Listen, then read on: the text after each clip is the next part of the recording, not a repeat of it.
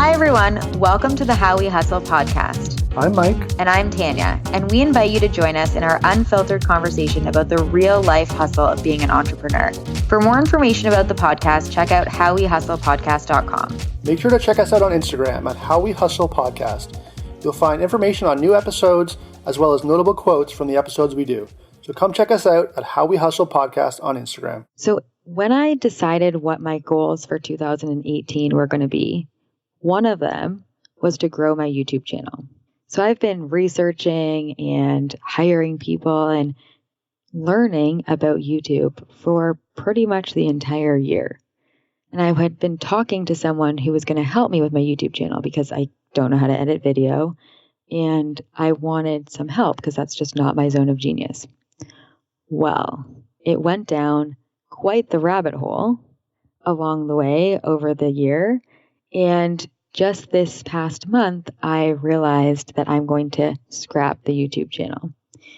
And I learned a lot of hard lessons by being committed to growing my YouTube channel this whole year and realizing that that was a rabbit hole. That was a shiny object. That is not where my dream clients are. And I have spent so much money, so much time, so much of my energy working and learning and creating for YouTube. And yet I've realized in the middle, I was in LA for a video shoot, had a whole crew there, flew people out there, rented a house, hired people to do it, purchased equipment. And in the middle of the shoot, I stopped and I realized we need to scrap this. Because when I was going through, I realized I wasn't sharing the content, or I wasn't going to be able to share the content that my dream clients are really looking for on that medium in that way. Plus, I'm not an actress. I don't really enjoy taping video, reading lines, memorizing lines. I like live video because of the engagement with my dream clients. So when I'm doing it pre-recorded, it doesn't feel like that. It feels awkward and uncomfortable. And I'm having to dumb down my content because it's too much too soon for people who are not ready. And in that moment, I realized this is not what I need to be doing. And I had to make the very difficult decision to scrap something right in the middle once I'd spent a lot of money on it.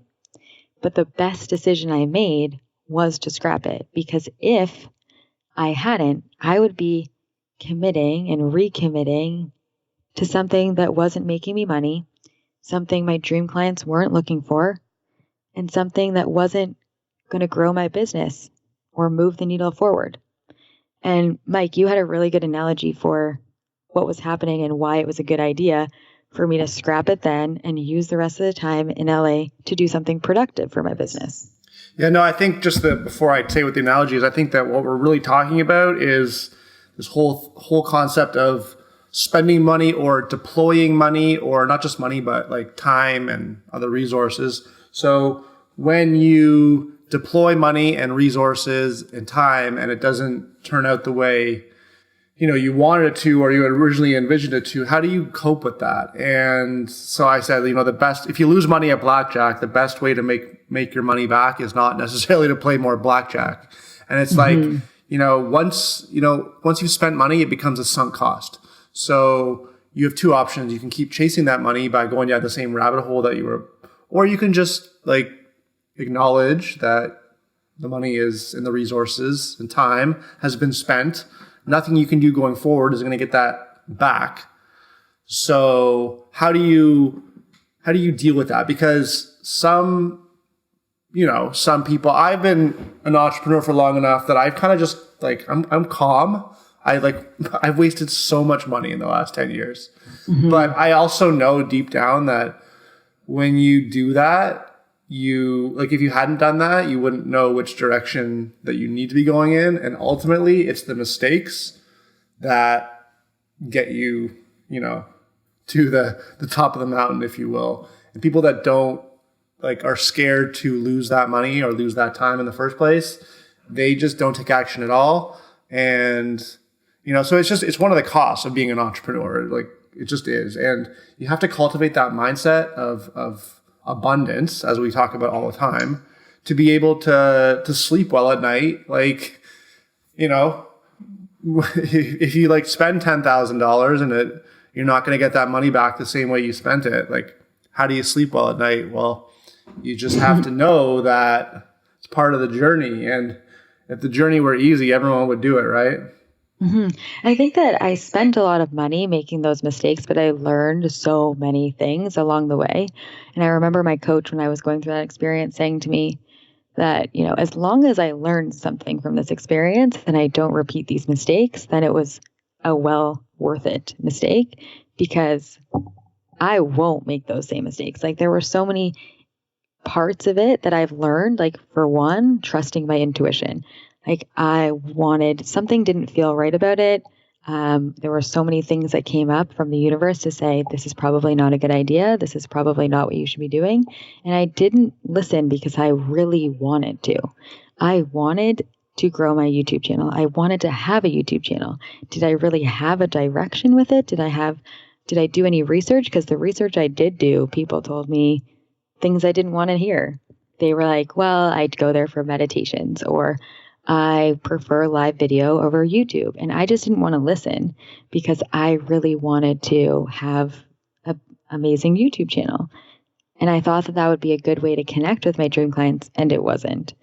And I think that there were so many situations where I could have canned it. But at those times, I was like, well, I already paid for the house. I've already rented the house. I've already paid for our flights. We've already rented the equipment. We are already here. And yet it was hard to make the decision in the moment. But at that point, when I decided, like, we're scrapping this, I knew that that was, as much as I was going to disappoint people, and as much as I had realized, like, I've made a huge expensive mistake, if I had continued, it would have only sunk deeper. Instead, we scrapped it, we stopped, and we came up with new ways. I sent some emails. We did some more videos for, like, promos. Like, I spent the time in a way that was going to be worthwhile, because I was like, I want to make something good come out of this trip. And if I've made these mistakes, like, how can I turn it around?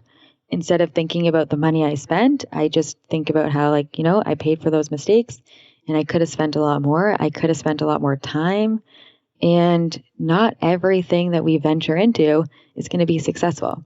Not everything I've done up until this point has been successful. Like, the amount of people I've hired to build a website that never worked out, that was a couple of $1,000s there, maybe more. This was one of those experiences where I learned a lot of lessons, and I paid handsomely for those lessons. But I think it would have been a much bigger mistake, and I wouldn't have actually been taking responsibility for the mistake if I continued doing what I was doing. Yeah.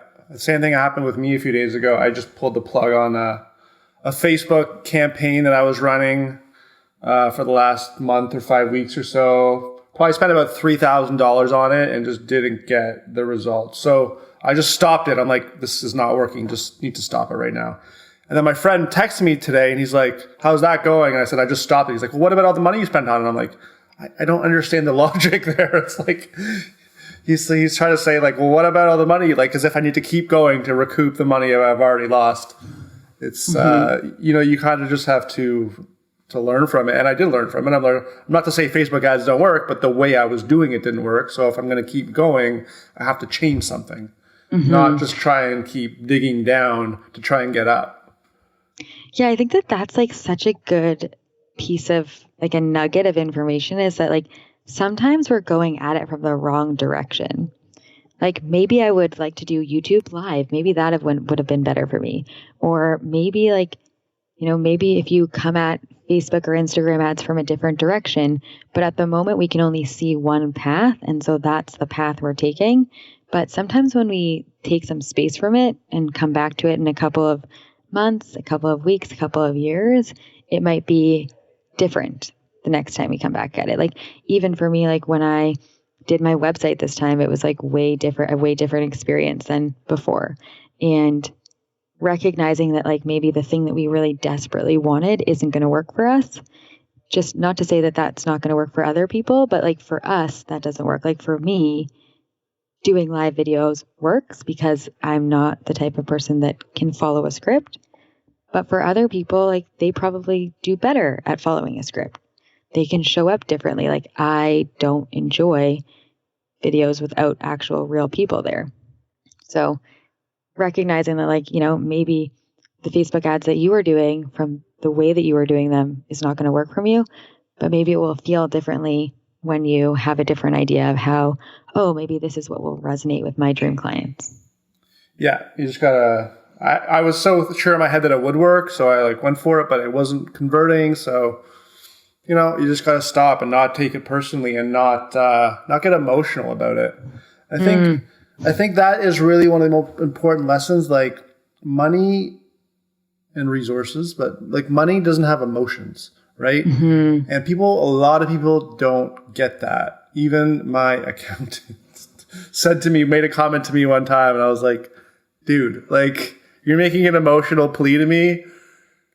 Like he's basically like saying, pay off all your debt right now. I'm like, why? Then I don't have any cash flow. He's like, yeah, but pay it off because you should. I'm like, no. Your money doesn't have emotions. No, money's not going to cry at night when no one's watching. Like it's a tool. It's not like, you know what I mean? So you have to use that tool as such. I think that's also a good point, because I know when my coach said that to me, that like I was making decisions emotionally, it like really put me off, because like being a woman in a corporation, they're always teaching you like, oh, there's no room for emotion in business. And like that has always rubbed me the wrong way, because like people think women are emotional and blah, blah, blah. But like, I think there's a difference between like having feelings about something and like trusting your feelings and you're trusting your gut, your intuition, and not being able to like make a logical decision. You're like, I don't know why this logically doesn't make sense or does make sense, but I have this feeling, and trusting that. But I think there's a difference between that and like I was making decisions because I liked people, or because I wanted to please people, or because I wanted people to like feel a certain way when I needed to feel a certain way. Like not because I didn't want to hurt people's feelings, or because I didn't want to disappoint people, or because I didn't want to, whatever it is, I don't know. But I think that there's a difference between making an emotional decision based on like, because you want someone to feel a certain way, or because you want to feel a certain way, and actually because you have a feeling, like a gut instinct or a gut feeling about something. I think that there's a fine line between them. Yeah. So I guess some of the important lessons that I'm kind of bringing up in my mind as we're talking about it is like, don't be afraid to take chances with resources, because, well, first of all, to preface that, like being an entrepreneur or business owner, the rewards are great, but it is like a blood sport, Yeah. And like, it's a blood sport, but like you have to make a lot of decisions, and not all of them are going to be right. You can't expect yourself to know the right decision every single time. So sometimes you're going to do it and it's not going to work out. And other times you are going to do it and it's going to work out amazingly. So recognizing too that like it's risky business to be an entrepreneur, but it has great rewards, and also you're going to make a lot of mistakes. That's normal. Yeah. So when you do make mistakes, when you do, walk away from money or time that you've spent, like, just, it's fine. You know what I mean? Like, we live in an abundant world. Just go outside, take a walk, look around, and just like everything you look at has money behind it. Like, there's money everywhere. So don't dwell on what you've lost. Dwell on what you've learned and how you can use that to, create more abundance and multiply, because all the lessons that we're learning, and it's all, even if I don't, recognize it, it's steering us in the right direction.